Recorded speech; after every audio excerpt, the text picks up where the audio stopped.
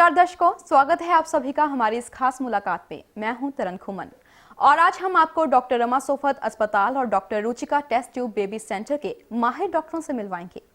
Doctor Rama Sofat अस्पताल और doctor Ruchika test tube baby centre एक सुपर स्पेशलिटी गायनी हॉस्पिटल है। इस अस्पताल के chief gynaecologist doctor Rama Sofat पिछले 45 सालों से औरतों की बीमारियों और बांझपन का कम खर्च में लेटेस्ट टेक्निक्स के द्वारा सफलतापूर्वक इलाज कर रहे हैं। आइए मिलें डॉक्टर रुचिका सोफत से, जो एक गोल्ड मेडलिस्ट गायनी डॉक्टर हैं और पिछले 14 सालों से बांझपन के मरीजों का इलाज कर रहे हैं।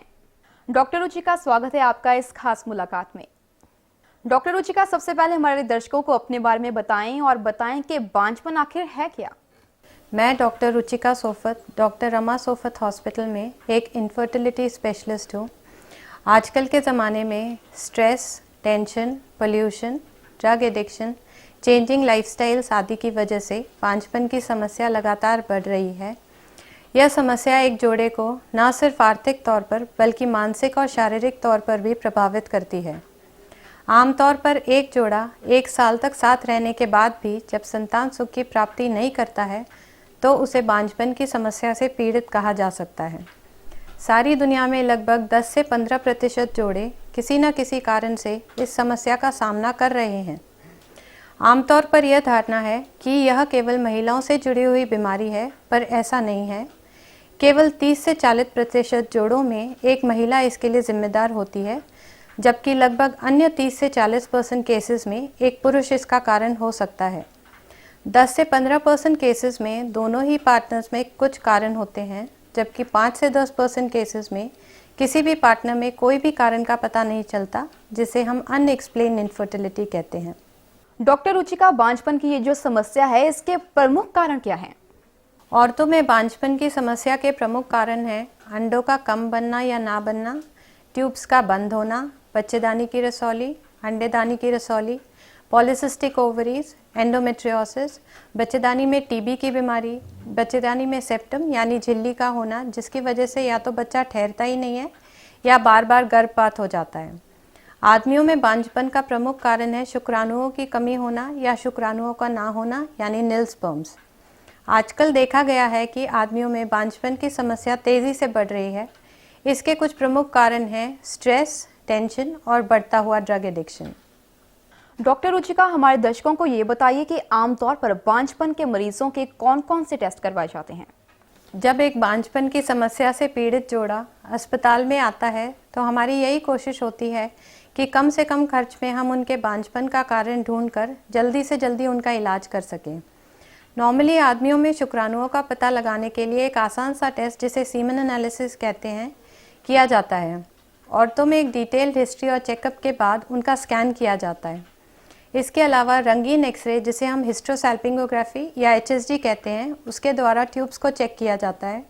बच्चेदानी की तय का मुआयना करने और इन्फेक्शंस जैसे टीबी को रूल आउट करने के लिए भी टेस्ट कराए जाते हैं। जी बिल्कुल। डॉक्टर रुचिका, अगर बात करें आपके हॉस्पिटल की, तो आपके हॉस्पिटल में इन टेस्ट के अलावा ऐसे मरीजों के लिए और कौन कौन से स्पेशलाइज्ड टेस्ट अवेलेबल हैं?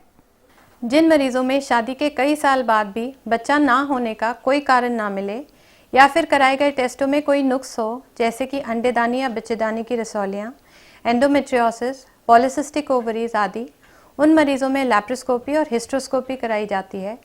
इस टेस्ट से हमें उस पेशेंट की ट्यूबल कंडीशन यानी कि ट्यूब्स खुली हैं या उनमें कोई नुक्स है, इसका भी पता चल जाता है।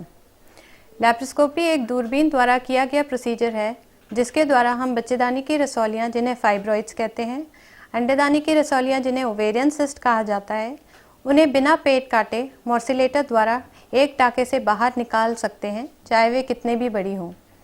इसके अलावा एंडोमेट्रियोसिस एक ऐसी बीमारी है जिसे केवल लैप्रोस्कोपी से ही डायग्नोस कर सकते हैं। यदि एंडोमेट्रियोटिक स्पॉट्स हैं तो हम उन्हें इलेक्ट्रोकॉटराइज करते हैं, और यदि एंडोमेट्रियोमा है तो उसे भी दूरबीन से निकाला जाता है और अंडेदानी को बचाया जाता है। जिन मरीजों में पॉलीसिस्टिक ओवरीज हैं उनके लिए लैप्रोस्कोपिक ओवेरियन ड्रिलिंग एक लेटेस्ट टेक्निक है, जिसके बाद बच्चा ठहरने के चांसेस 70 से 80% तक हो जाते हैं। इसके अलावा हिस्ट्रोस्कोपी द्वारा बच्चेदानी के अंदर देखा जाता है और उसमें मौजूद रसौली, सेप्टम, एडिशंस आदि को डायग्नोस और रिमूव भी किया जा सकता है। औरतों में बंद ट्यूब्स का होना भी एक बड़ी समस्या है। इसका हल भी हिस्टेरोस्कोपिक ट्यूबल कैन्युलेशन विधि से किया जा सकता है। जिन मरीजों में यूट्राइन सेप्टम हो, जिसे बच्चेदानी की झिल्ली भी कहते हैं, इसे हिस्टेरोस्कोपिक सेप्टल रिसेक्शन द्वारा निकाला जाता है। जी डॉक्टर रुचिका, ये तो बात हुई टेस्ट की। अगर बात करें इलाज की, तो आपके हॉस्पिटल में इन मरीजों के लिए कौन कौन से इलाज उपलब्ध हैं? एक जोड़े को थॉरोली इन्वेस्टिगेट करने के बाद उनमें पाए गए नुक्स को ठीक करके हम सबसे पहले दवाइयों द्वारा ही उनका इलाज करने की कोशिश करते हैं और टाइम्ड इंटरकोर्स यानी बच्चा ठहरने का सबसे अच्छा समय बताकर गर्भधारण करवाने में उनकी मदद करते हैं। यदि 3 से 4 महीने के इलाज के बाद भी एक निसंतान जोड़ा गर्भधारण नहीं कर पाता, तो उनकी मदद करने के लिए हमारे पास लेटेस्ट टेक्निक्स जैसे IUI यानी इंट्रायूट्राइन इंसेमिनेशन, IVF यानी टेस्ट ट्यूब बेबी और ICSI विधि उपलब्ध है। इसके अलावा एग डोनेशन, एम्ब्रियो डोनेशन और सरोगेसी जैसी सुपर स्पेशलाइज्ड टेक्निक्स द्वारा गर्भधारण करवाने का सारा इंतज़ाम भी इस सेंटर में मौजूद है। जी डॉक्टर रुचिका, अभी आपने IUI के बारे में जिक्र किया है, इसके बारे में ज़रा हमारे दर्शकों को ज़रा विस्तार से बताइए। जिन मरीजों में शुक्राणुओं की कमी हो या एंडोमेट्रियोसिस या एंटीस्पर्म एंटीबॉडीज़ जैसी प्रॉब्लम्स हो, उन मरीजों में IUI यानी इंट्रायूट्राइन इंसेमिनेशन किया जा सकता है।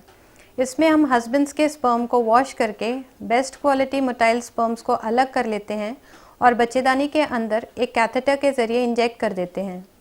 यह विधि उन मरीजों में अपनाई जाती है जिनकी उम्र 35 साल से कम है, जिनकी ट्यूब्स खुली हैं और जिनके हस्बैंड्स का स्पर्म काउंट कम से कम 10 मिलियन है। जिन मरीजों में शुक्राणु हैं ही नहीं, उन मरीजों के लिए हमारे पास सीमन बैंक या शुक्राणु बैंक की सुविधा उपलब्ध है, जिसमें आई colour, skin colour, blood group match करके शुक्राणु इंजेक्ट किए जाते हैं। इस विधि का सक्सेस रेट लगभग 15 से 20% है और क्यूमुलेटिव सक्सेस रेट लगभग 50 से 60% है। अगर किसी जोड़े को इस विधि को 3 से 6 बार अपनाने के बाद भी सक्सेस ना मिले, तो उस जोड़े को टेस्ट ट्यूब बेबी करवाने की सलाह दी जाती है। डॉक्टर रुचिका, जैसे कि अभी आपने जिक्र किया टेस्ट ट्यूब बेबी का, तो ये आजकल भी काफ़ी सुनने को आ रहा है। इस विधि के बारे में ज़रा हमारे दर्शकों को ज़रूर बताइए।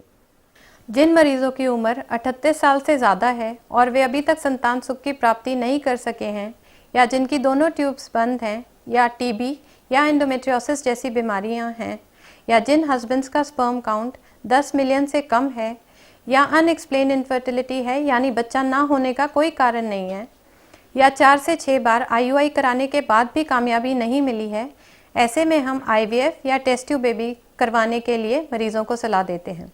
इस विधि में हार्मोनल इंजेक्शंस के सहारे हम मल्टीपल एग्स बना लेते हैं। जब ये तैयार हो जाते हैं तो इन्हें एक स्पेशल नीडल द्वारा अल्ट्रासाउंड गाइडेंस में अंडदानियों से बाहर निकाल लिया जाता है।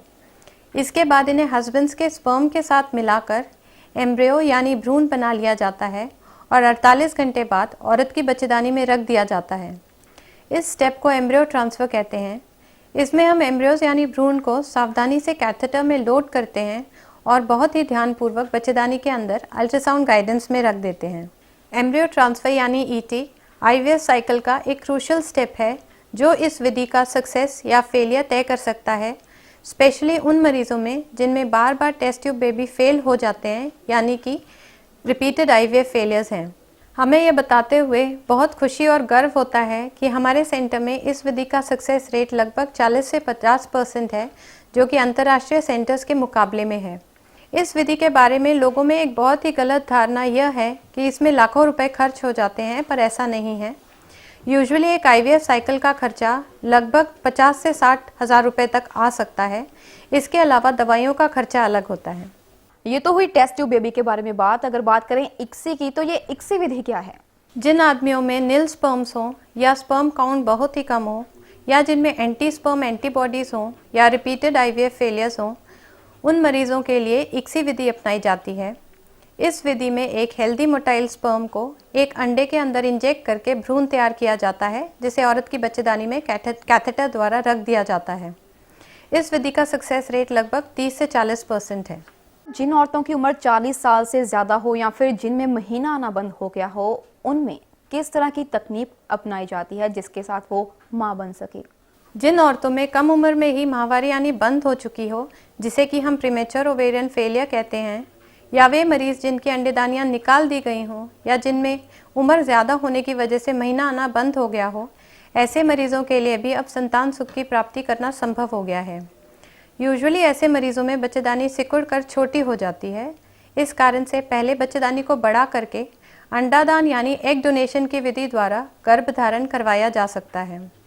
यह टेक्निक उन मरीज़ों में भी फ़ायदेमंद हो सकती है जिन्हें कभी माहवारी शुरू ही नहीं हुई या जिन्हें दवाइयों के साथ ही महीना आता है। यह विधि उन मरीज़ों में भी सफलता से अपनाई जा सकती है जिनमें रिपीटेड IVF फेलियर्स हैं। एग डोनेशन के लिए यूजुअली एक कम उम्र की औरत को चुना जाता है। इंजेक्शन्स लगाकर उसके अंडे तैयार करके उन्हें बाहर निकाल लिया जाता है और फिर रेसिपिएंट के हस्बैंड के स्पर्म्स के साथ मिलाकर भ्रूण तैयार करके रेसिपिएंट के बच्चेदानी में रख दिया जाता है। यह विधि बहुत कामयाब है और इसका सक्सेस रेट लगभग 40 से 60% तक है। डॉक्टर रुचिका, सरोगेसी या फिर किराए की कोख क्या है और क्या ये इलाज आपके हॉस्पिटल में भी उपलब्ध है? हमारे हॉस्पिटल में सरोगेसी की सुविधा भी अवेलेबल है, जिसे हम कहते हैं किराए की कोख। यह उन मरीज़ों के लिए है जिनकी बच्चेदानी TB, रसौलियाँ या अन्य कोई कारण से खराब हो चुकी हैं, या जिन औरतों में बच्चेदानी किसी वजह से निकाल दी गई है या जिन औरतों में कभी बच्चेदानी थी ही नहीं। ऐसे मरीज़ों को हम उनका अपना सरोगेट लाने के लिए एनकरेज करते हैं, जिससे कि वे भी संतान सुख की प्राप्ति कर सकें। जी डॉक्टर रुचिका, अंत में आप बांझपन के मरीजों को क्या संदेश देना चाहेंगी? अंत में मैं बांझपन के मरीज़ों को बस इतना ही कहना चाहूँगी कि वे निराश ना हो, क्योंकि आज विज्ञान ने इतनी तरक्की कर ली है कि उनकी हर समस्या का समाधान किया जा सकता है। इसके लिए वह एक काबिल डॉक्टर से मिलें और अपना इलाज कराएं।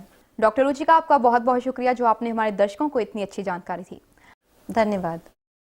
तो दर्शकों, आइए अब मिलते हैं डॉक्टर अमित सोफत से, जो कि डॉक्टर रमा सोफत हॉस्पिटल और Ruchika test tube baby centre में गायनी लैप्रोस्कोपिक सर्जन हैं। डॉक्टर अमित, आपका बहुत बहुत स्वागत है। डॉक्टर अमित, सबसे पहले ये बताइए कि गायनी लैप्रोस्कोपिक सर्जरी क्या है और इसके क्या फायदे हैं? औरतों की बीमारियों के ऑपरेशन आजकल दूरबीन द्वारा किए जाते हैं। इस नई विधि को गायनी लैप्रोस्कोपिक सर्जरी कहते हैं। पिछले कुछ सालों में ये विधि बहुत ही ज़्यादा पॉपुलर हो गई है।